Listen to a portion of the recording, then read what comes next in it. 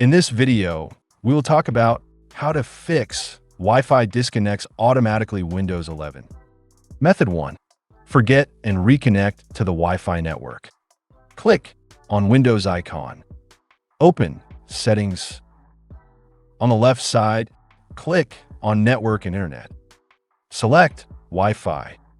Click on Manage Known Networks. If you see your Wi-Fi network, click on Forget. Reconnect by selecting it again and entering the password.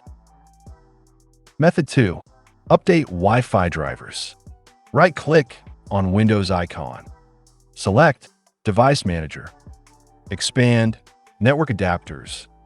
Right-click on your Wi-Fi adapter. Select Update Driver. And click on Search automatically for drivers. If that does not work, right-click on your Wi-Fi adapter.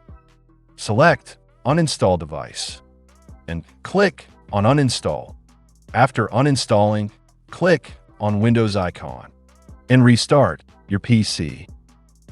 So that's how you can fix Wi-Fi disconnects automatically Windows 11.